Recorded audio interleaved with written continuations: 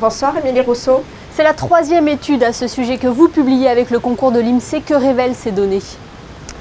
Bien, il y a une légère baisse des chiffres cette année, à peu près pour toutes les entités concernées, à part les services sociaux.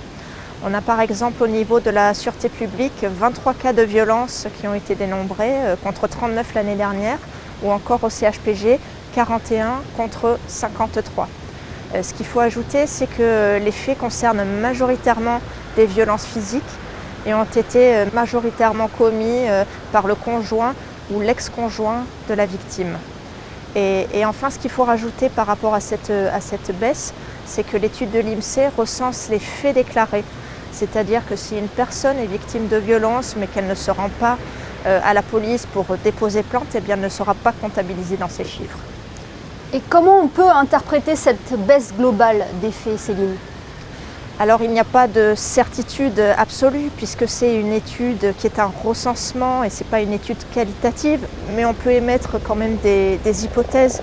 Et la première hypothèse, c'est l'effet Covid, puisque depuis 2 ans, nos vies sont impactées par cette crise sanitaire. Il y a moins de déplacements, il y a plus de télétravail, surtout sur l'année 2021.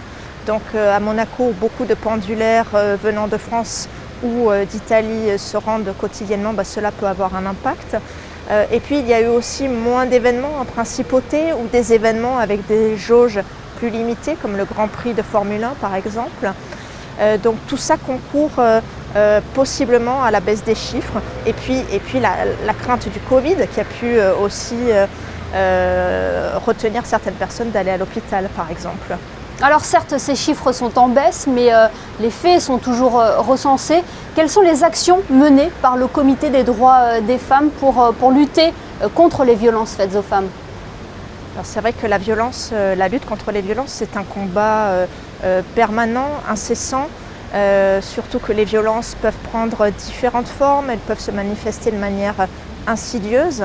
Et c'est pour ça qu'il faut continuer à lutter. C'est ce que nous faisons au sein du comité avec des campagnes de sensibilisation, comme nous avons fait le 25 novembre, pour justement montrer que la violence pouvait avoir différentes formes et qu'on n'avait pas toujours conscience qu'elle existait. Il y a également des actions de sensibilisation et de formation qui sont mises en place pour les professionnels qui ont à prendre en charge les victimes de violences ou à les accueillir. Et puis le fait tout simplement de publier ce type d'études, comme l'étude de l'INSEE, eh bien, ça concourt aussi à une prise de conscience, à une libération de la parole. Et puis bien entendu, il y a toujours l'ensemble des dispositifs qui sont mis en place par les services de l'État ou par le tissu associatif pour donner de l'aide et bien entendu être à la disposition en cas d'urgence. Et concrètement, Céline Cottalorda, comment agir si nous sommes témoins de violences ou victimes de violences ? Quel est le dispositif d'aide et d'urgence ? Eh bien, si vous êtes dans une situation où il y a une véritable urgence, il ne faut pas hésiter. Il faut appeler la police ou les pompiers.